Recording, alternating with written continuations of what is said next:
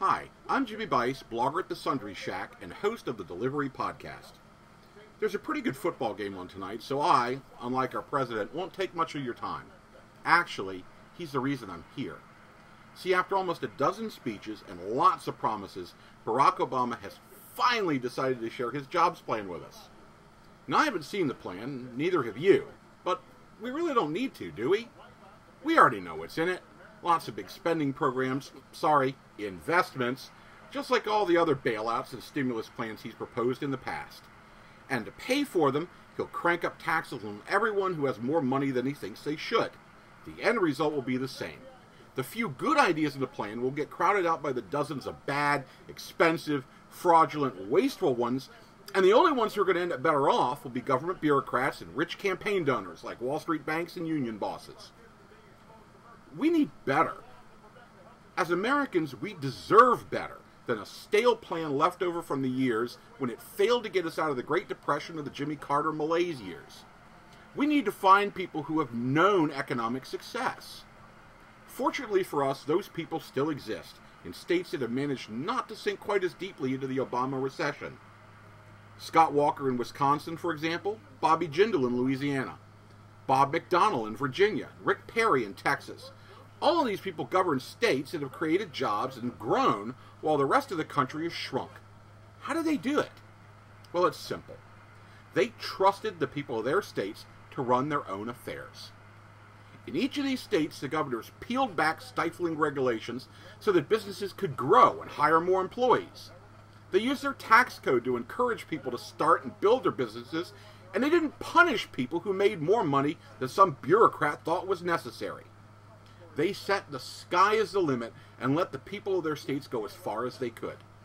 And so far it's worked. Each of those states have unemployment rates lower than the national average, and each of them has grown in population and prosperity. Their success could be ours, if only the president will let us.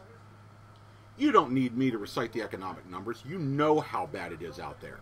In fact, one of the reasons I made this video tonight was to get more hits to my blog, SundryShack.com, so that perhaps I could make a few dollars in tip jar hits or maybe even lure an advertiser to my blog or to my podcast, The Delivery.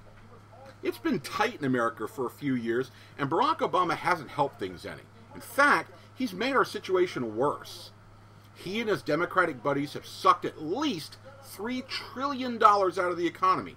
And where did it go? Well, no one's actually sure, are they? We did get a few things from all this spending.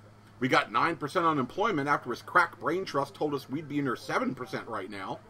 We have states on the verge of default because their tax base has shrunk. Oh, and let's not forget that shiny new credit downgrade thanks to a deficit larger than we've ever seen. It's time we put aside the failed idea that massive government spending is anything but ruinous for our country. It's time we reminded our president and the rest of the Democrats that we Americans know how to do success just fine by ourselves. We don't need them to tell us what businesses to start, what cars to drive, or how large a paycheck is too large. They've had years to try out their schemes, and they've failed.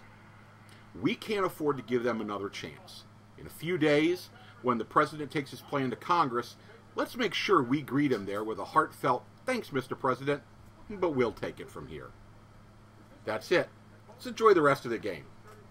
Oh, and don't forget to visit www.sundryshack.com and hit the tip jar. We do have to support our small businesses, right?